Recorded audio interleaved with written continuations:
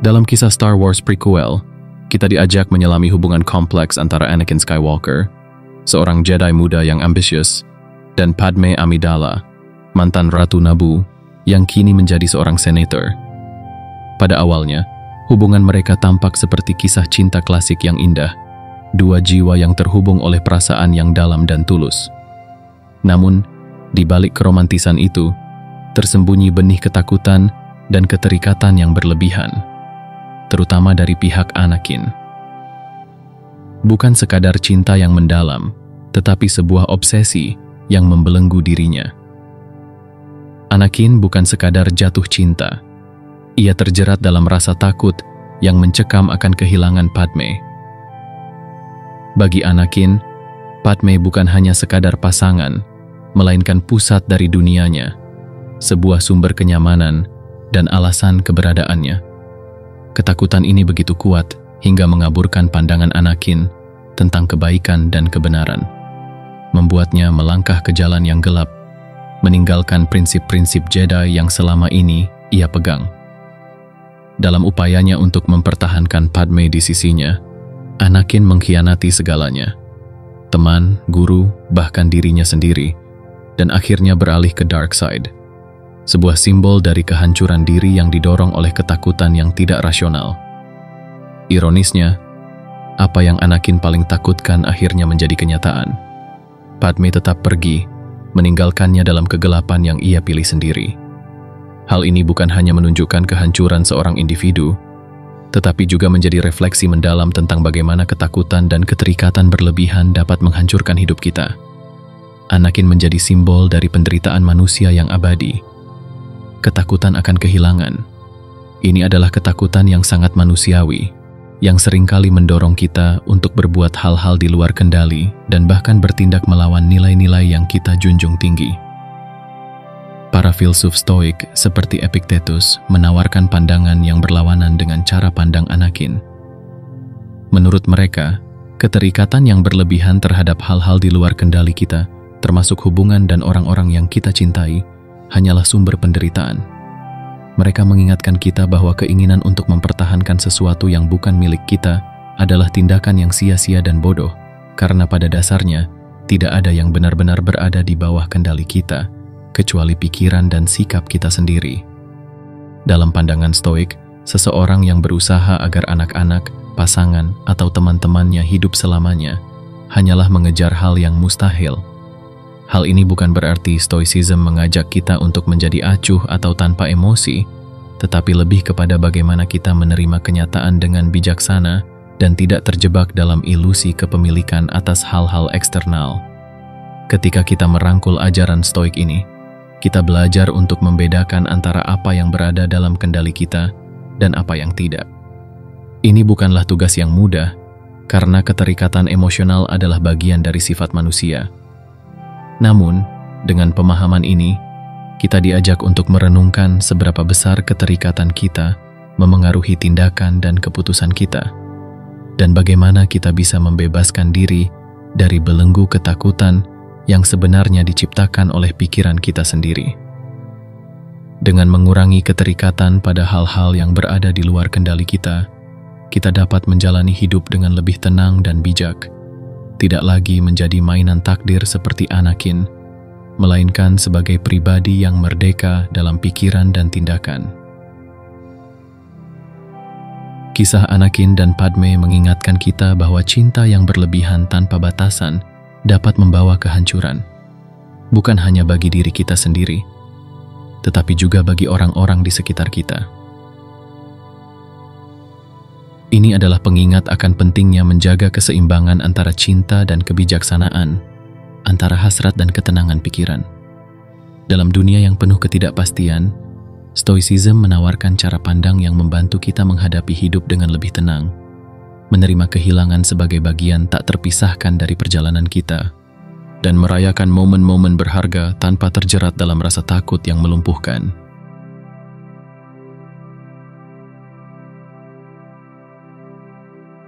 Keterikatan pada orang lain adalah bagian yang tidak terpisahkan dari kehidupan manusia. Sejak lahir, kita diprogram untuk mencari kehangatan, keamanan, dan kedekatan dari orang lain. Keterikatan ini tidak hanya penting bagi kelangsungan hidup, tetapi juga memberikan makna dan warna dalam perjalanan hidup kita. Namun, seiring berjalannya waktu, keterikatan yang awalnya merupakan kebutuhan dasar seringkali berkembang menjadi sesuatu yang lebih rumit. Emosi yang mendalam, ketergantungan, dan kadang-kadang obsesi yang melemahkan. Di satu sisi, kita merayakan keterikatan ini sebagai wujud dari kemanusiaan kita. Masyarakat kita mengagungkan cinta, persahabatan, dan hubungan keluarga sebagai sumber kebahagiaan yang sejati. Tetapi di sisi lain, keterikatan yang berlebihan bisa menjadi beban, karena kita menaruh kebahagiaan kita di tangan orang lain, dan, lebih jauh lagi, di bawah belas kasihan takdir. Seperti Anakin yang terikat pada Padme, kita juga sering mendapati diri kita terperangkap dalam ketakutan akan kehilangan orang-orang yang kita cintai. Dan ketakutan ini, ketika dibiarkan tanpa kendali, dapat mendorong kita melakukan hal-hal yang tidak rasional dan bahkan merusak diri kita sendiri. Para filsuf Stoik melihat keterikatan ini sebagai jebakan yang halus tetapi berbahaya. Mereka mengajarkan bahwa semakin kita bergantung pada hal-hal di luar kendali kita, semakin kita membiarkan diri kita menjadi permainan nasib. Keterikatan pada orang lain, meskipun terasa alami, sebenarnya adalah bentuk penyerahan diri pada kekuatan yang berada di luar kendali kita. Anakin, misalnya, menjadi budak dari keinginannya sendiri. Ketakutannya kehilangan Padme membuatnya kehilangan kendali atas hidupnya. Alih-alih menjadi penguasa atas dirinya, ia menjadi boneka dari emosi dan hasrat yang tidak terkendali. Dari perspektif Stoik, keterikatan yang berlebihan pada orang lain bukanlah tanda cinta sejati, melainkan cerminan dari egoisme yang terselubung. Ketika kita mengatakan kita mencintai seseorang dan tidak ingin kehilangan mereka, seringkali yang sebenarnya kita maksud adalah kita tidak ingin kehilangan kenyamanan dan kepuasan yang kita dapatkan dari kehadiran mereka. Kita ingin mereka tetap ada bukan untuk kepentingan mereka, melainkan untuk memuaskan kebutuhan dan keinginan kita sendiri. Sehingga, pada intinya, keterikatan ini lebih tentang kita daripada tentang mereka. Filosofi Stoik menantang kita untuk melihat hubungan kita dari sudut pandang yang lebih objektif. Jika kita terlalu terikat pada orang lain, kita akan mudah terguncang oleh perubahan, perpisahan, atau kehilangan. Kita menjadi rentan terhadap permainan takdir, di mana kebahagiaan kita bisa beralih dari satu momen ke momen berikutnya, seperti daun yang ditiup angin. Sebaliknya, jika kita bisa belajar mencintai tanpa keterikatan, kita akan menemukan kebebasan yang sejati, kebebasan dari ketakutan, kecemburuan, dan kekecewaan yang seringkali menyertai cinta yang terlalu melekat. Ini bukan berarti kita harus menjadi dingin atau tidak peduli. Para Stoik tidak menyarankan kita untuk mematikan perasaan, tetapi lebih kepada mengelola emosi kita dengan bijaksana. Kita tetap bisa mencintai dan menghargai kehadiran orang lain dalam hidup kita, tetapi dengan pemahaman bahwa mereka bukanlah milik kita. Mereka adalah bagian dari dunia yang dinamis, selalu berubah, dan tidak pernah sepenuhnya berada di bawah kendali kita. Dengan pemahaman ini, kita bisa menikmati hubungan tanpa merasa terbelenggu oleh ketakutan akan kehilangan. Kita bisa merayakan momen kebersamaan tanpa harus berpegang erat pada ilusi bahwa hubungan itu akan berlangsung selamanya. Mungkin tantangan terbesar dalam menjalani ajaran Stoik ini adalah mengubah cara pandang kita tentang kepemilikan dan keterikatan. Kita terbiasa berpikir bahwa apa yang kita cintai adalah milik kita, baik itu barang, orang, atau pengalaman. Namun, para Stoik mengajak kita untuk merenung lebih dalam. Apakah benar kita memiliki sesuatu jika hal tersebut bisa hilang kapan saja? Apakah benar kita memiliki seseorang jika mereka bebas untuk pergi kapan saja? Dari sini, kita mulai menyadari bahwa tidak ada yang benar-benar milik kita selain pikiran dan sikap kita sendiri. Dalam cahaya pemikiran ini, hubungan kita dengan orang lain menjadi lebih ringan dan lebih bebas. Kita tidak lagi melihat mereka sebagai milik yang harus dipertahankan, tetapi sebagai hadiah sementara yang memperkaya hidup kita. Kita belajar untuk bersyukur atas kehadiran mereka tanpa terikat pada kepergian mereka. Dan dengan demikian, kita membebaskan diri dari penderitaan yang timbul dari keterikatan yang berlebihan, menemukan kedamaian dalam ketidakpastian hidup, dan belajar menerima setiap perubahan sebagai bagian dari perjalanan kita yang tak terelakkan.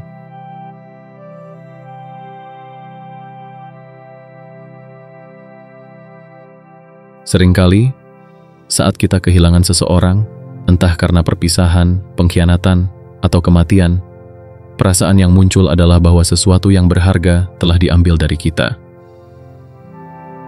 Kita berbicara tentang kehilangan orang yang kita cintai, seolah-olah mereka adalah milik kita yang seharusnya selalu ada di sisi kita. Namun, dalam pandangan Stoik, konsep ini salah kaprah. Orang lain, bahkan mereka yang paling dekat sekalipun, tidak pernah benar-benar menjadi milik kita. Mereka adalah individu yang bebas dengan jalan hidup mereka sendiri, dan kehadiran mereka dalam hidup kita hanyalah sementara, sebuah anugerah dari alam semesta yang kapan saja bisa kembali. Epictetus, salah satu filsuf Stoik terkemuka, mengajarkan bahwa kita seharusnya tidak pernah berkata, "Aku kehilangan ini," melainkan, "Aku mengembalikannya." Frasa ini mengandung makna mendalam bahwa semua yang kita anggap sebagai kepemilikan, termasuk hubungan dengan orang-orang terdekat, adalah sesuatu yang dipinjamkan, bukan dimiliki. Sebuah pinjaman yang pada waktunya harus dikembalikan tanpa rasa keberatan.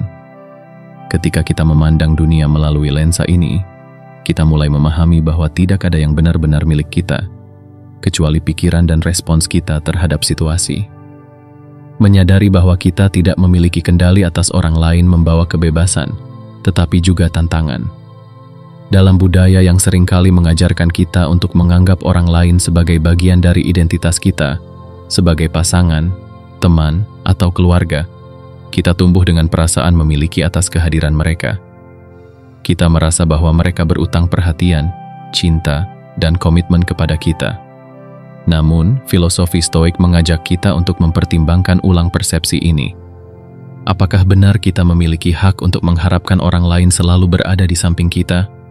Apakah benar kita bisa menuntut kesetiaan, waktu, atau kasih sayang mereka? Dari sudut pandang Stoik, kita tidak berhak mengklaim orang lain sebagai milik kita karena mereka adalah entitas yang bebas dan mandiri. Anak-anak kita bukan milik kita. Mereka adalah individu dengan takdirnya sendiri. Pasangan kita bukan milik kita. Mereka adalah teman perjalanan yang kebersamaannya harus dihargai tanpa harus dibelenggu. Bahkan, teman-teman kita yang kita anggap sebagai pilar dukungan bukanlah milik kita. Mereka adalah jiwa-jiwa yang memilih untuk berbagi waktu dan momen dengan kita, namun tidak selamanya harus demikian. Filosofi ini mungkin terdengar keras, tetapi membawa pelajaran penting tentang ketenangan batin dan penerimaan.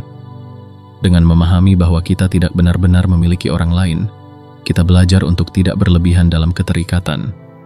Kita belajar untuk mengapresiasi kebersamaan tanpa rasa takut akan kehilangan.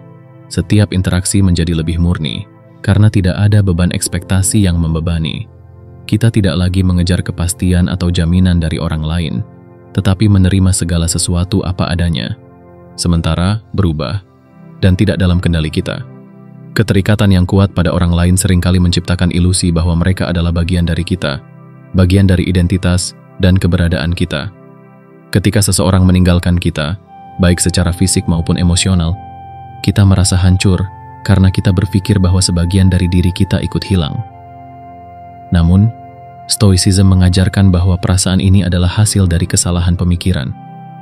Orang lain tidak pernah benar-benar menjadi bagian dari kita. Mereka adalah individu yang terpisah dengan perjalanan hidup yang unik. Kita bisa berbagi momen dan kenangan, tetapi kita tidak bisa mengklaim keberadaan mereka. Menyadari hal ini memungkinkan kita untuk mencintai lebih bebas, tanpa beban kepemilikan. Cinta yang bebas dari keterikatan adalah cinta yang memberi, bukan meminta. Cinta yang seperti ini tidak mengenal rasa takut, cemburu, atau kehilangan, karena ia tumbuh dari kesadaran bahwa segala sesuatu adalah sementara. Ketika kita bisa merangkul ketidakkekalan ini, kita menjadi lebih damai dengan perubahan dan perpisahan, dan kita belajar untuk mengembalikan dengan hati yang lapang apa yang sebenarnya tidak pernah benar-benar menjadi milik kita. Dalam hidup, mungkin salah satu pelajaran terbesar adalah menerima bahwa kita hanyalah bagian dari aliran waktu yang terus bergerak. Orang-orang datang dan pergi, hubungan berkembang dan memudar, tetapi kita tetap utuh dalam diri kita sendiri. Mengadopsi perspektif stoik ini bukan berarti menjadi dingin atau tak peduli, melainkan menjadi lebih sadar dan penuh kasih. Kita belajar untuk merangkul setiap momen bersama orang lain tanpa terikat oleh harapan bahwa momen tersebut akan bertahan selamanya. Dengan demikian, kita tidak lagi takut kehilangan, karena kita tahu bahwa yang kita cintai bukanlah milik kita yang bisa hilang, melainkan kehadiran sementara yang kita nikmati sepenuh hati.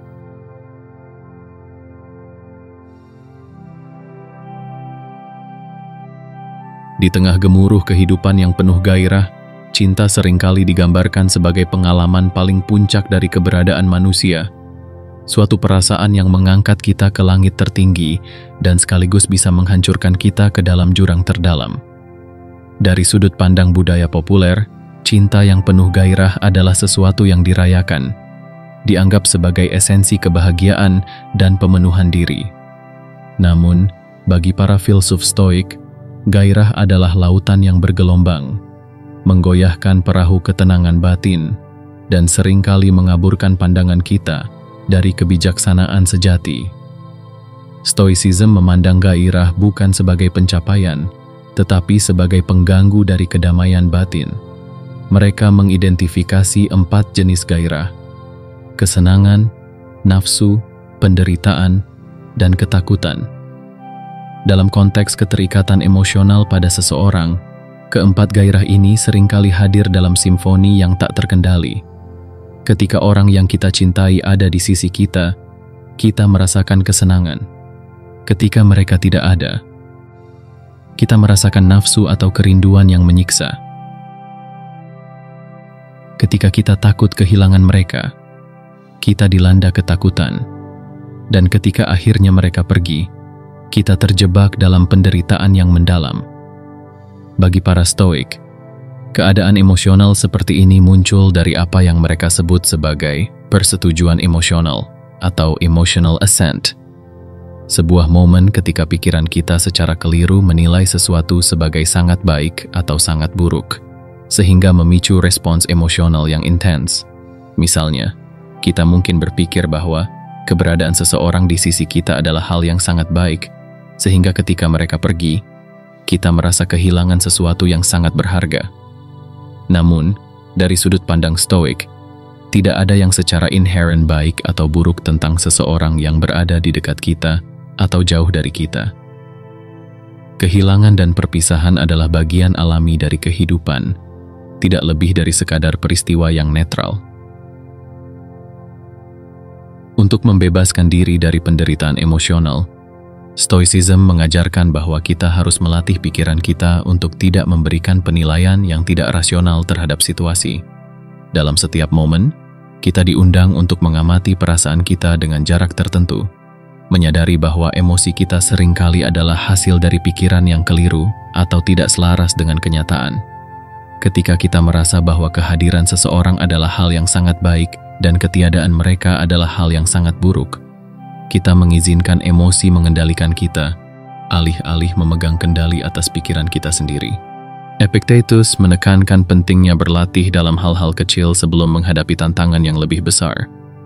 Ia menyarankan untuk memulai dengan tidak terikat pada benda-benda kecil, seperti cangkir atau panci, lalu secara bertahap melatih diri untuk tidak terlalu terikat pada hal-hal yang lebih signifikan, seperti tanah, hewan peliharaan, atau bahkan tubuh kita sendiri.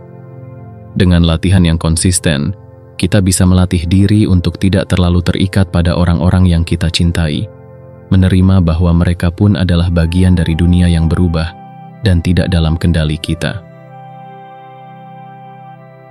Filosofi ini bukanlah ajakan untuk menjadi tidak peduli, tetapi sebuah jalan menuju kebebasan batin, di mana kebahagiaan kita tidak lagi tergantung pada kondisi eksternal yang mudah berubah. Ketika Anakin berbicara kepada Padme tentang ketidakmampuannya untuk mengesampingkan perasaannya, ia berkata, "Kamu memintaku untuk menjadi rasional. Itu adalah sesuatu yang aku tahu aku tidak bisa lakukan. Percayalah, aku berharap bisa hanya berharap perasaanku hilang, tapi aku tidak bisa." Disinilah letak perbedaan utama antara pandangan emosional yang tidak terkendali dan pendekatan stoik yang berusaha menyeimbangkan akal dan emosi. Dalam filosofi stoik, adalah mungkin untuk melepaskan keterikatan yang berlebihan dengan cara melatih pikiran kita untuk melihat segala sesuatu sebagaimana adanya, sementara berubah dan berada di luar kendali kita. Mengubah cara kita memandang keterikatan bukanlah hal yang mudah. Proses ini memerlukan latihan, disiplin, dan ketekunan yang terus-menerus. Namun, hasilnya adalah sebuah kebebasan yang tidak ternilai, sebuah kebebasan dari penderitaan yang tidak perlu, dari ketakutan yang melemahkan, dan dari kecemburuan yang membakar.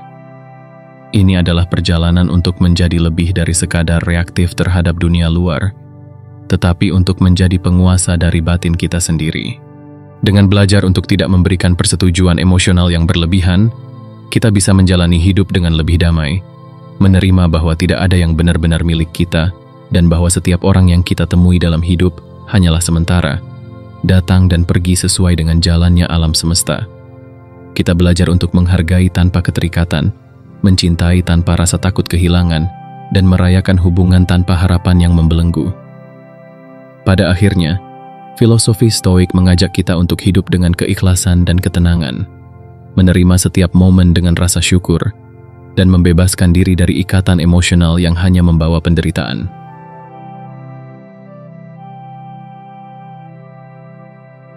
Ketika menghadapi kehilangan, reaksi alami kita adalah merasakan duka, perasaan hampa, atau bahkan kemarahan. Kehilangan orang yang kita cintai, baik itu karena kematian atau perpisahan, seringkali memicu gelombang emosi yang sulit dikendalikan. Dalam saat-saat seperti ini, kita merasakan betapa kuatnya keterikatan kita dan seberapa besar pengaruhnya terhadap kesejahteraan kita. Namun, Stoicism menawarkan perspektif yang berbeda tentang cara menghadapi kehilangan, bukan dengan menekan emosi, tetapi dengan mengelola dan memahami akar dari perasaan tersebut. Salah satu pandangan yang mendalam tentang duka dan kehilangan berasal dari Seneca, seorang filsuf stoik yang pernah merasakan pahitnya pengasingan. Pada tahun 41 Masehi, Seneca diasingkan ke Pulau Korsika karena tuduhan perselingkuhan, yang membuatnya terpisah dari keluarganya dan kehidupan di Roma. Dalam keterasingan ini, ia menulis surat kepada ibunya, Helvia, yang saat itu berduka atas nasib putranya. Dalam surat tersebut, Seneca tidak hanya berusaha menghibur ibunya, tetapi juga memberikan pelajaran tentang bagaimana menghadapi penderitaan dengan kebijaksanaan dan ketenangan. Seneca menulis bahwa meskipun kehilangan adalah sesuatu yang wajar, dan perasaan sedih adalah respons alami, kita tidak seharusnya membiarkan emosi kita menguasai diri kita sepenuhnya. Dia mengingatkan ibunya bahwa nenek moyang mereka menetapkan batas waktu 10 bulan untuk berkabung bagi wanita yang kehilangan suami mereka. Sebuah cara untuk mengatur kesedihan dan memastikan bahwa rasa duka tidak berubah menjadi keputusasaan yang tak berujung. Seneca menyatakan, mereka tidak melarang mereka untuk berduka, tetapi mereka menetapkan batasan pada kesedihan. Karena meskipun merupakan kelemahan yang bodoh untuk menyerah pada kesedihan tanpa akhir ketika kehilangan salah satu dari yang paling dicintai, namun menunjukkan kekerasan hati yang tidak alami untuk tidak mengekspresikan kesedihan sama sekali. Jalan tengah terbaik antara kasih sayang dan akal sehat yang keras adalah merasakan penyesalan dan membatasinya. Dari kutipan ini, kita melihat bagaimana Seneca menganjurkan jalan tengah, mengakui dan merasakan kesedihan, tetapi dengan batasan. Ini adalah pandangan yang realistis dan manusiawi, jauh dari pandangan Epictetus yang lebih ketat tentang ketidakpedulian terhadap hal-hal eksternal. Seneca mengakui bahwa kita, sebagai manusia, akan mengalami duka, tetapi duka tersebut tidak boleh dibiarkan menguasai hidup kita. Daripada sepenuhnya menolak perasaan, Seneca mendorong kita untuk menghadapinya dengan kedewasaan dan penerimaan, mengizinkan diri kita untuk merasakan kesedihan, namun tetap menjaga keseimbangan batin. Pendekatan ini juga menggambarkan pandangan Stoik tentang proto-emosi, reaksi awal dan otomatis yang muncul sebelum kita sepenuhnya menyadari dan mengelola respons kita. Contohnya, air mata yang muncul ketika mendengar berita buruk adalah reaksi proto-emosi yang alami dan manusiawi. Stoicism tidak meminta kita untuk mematikan reaksi spontan ini, melainkan untuk tidak membiarkan mereka berkembang menjadi penderitaan yang mendalam dan berkepanjangan akibat pikiran yang tidak rasional. Seneca juga menekankan pentingnya mempraktikkan filsafat sebagai cara untuk menyembuhkan diri dari luka emosional. Baginya, belajar dan merenungkan ajaran-ajaran Stoik adalah jalan menuju penyembuhan dan penguatan diri. Kepada ibunya, Seneca menulis, "Ini akan menyembuhkan lukamu dan mengambil semua kesedihanmu." Dengan memusatkan perhatian pada pemahaman akan kehidupan yang lebih luas, kita dapat mulai melihat bahwa setiap peristiwa, termasuk kehilangan, adalah bagian dari tatanan alam yang lebih besar. Dengan perspektif ini, kita tidak lagi terjebak dalam rasa duka yang sempit, tetapi dapat merasakan keterhubungan dengan aliran kehidupan yang terus bergerak. Filosofi Stoik mengajarkan kita untuk melihat kehidupan secara holistik. Setiap pertemuan membawa kemungkinan perpisahan, setiap awal mengandung potensi akhir. Daripada berfokus pada apa yang telah hilang, kita diajak untuk menghargai apa yang telah ada dan menerima siklus kehidupan dengan hati yang lapang. Dalam ketidakpastian dunia, satu-satunya kepastian adalah perubahan.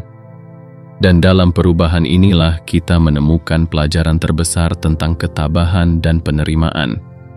Menghadapi kehilangan dengan sikap Stoik bukan berarti menjadi kebal terhadap rasa sakit, melainkan menemukan kekuatan dalam ketenangan. Seperti yang diajarkan oleh Seneca, adalah mungkin untuk berduka tanpa terbenam dalam kesedihan, untuk merasa tanpa harus kehilangan kendali atas pikiran dan tindakan kita. Ini adalah proses belajar yang berkelanjutan, mengenali emosi kita, mengakuinya, dan kemudian membiarkannya pergi seperti angin yang berlalu, tanpa menentang aliran alam. Pada akhirnya, Stoicism menawarkan kita jalan menuju kebebasan emosional, bukan dengan menghindari perasaan, tetapi dengan memahami dan mengarahkan mereka. Dengan cara ini, kita bisa menghadapi kehilangan dengan kepala tegak dan hati yang tenang, menerima setiap perubahan sebagai bagian dari perjalanan kita, dan tetap berpegang pada apa yang benar-benar milik kita, yaitu kemampuan untuk memilih bagaimana kita merespons setiap hal yang terjadi dalam hidup ini. Filosofi ini mengajak kita untuk hidup dengan kebijaksanaan, merangkul setiap momen dengan kesadaran penuh, dan menemukan kedamaian di tengah perubahan yang tak terelakkan.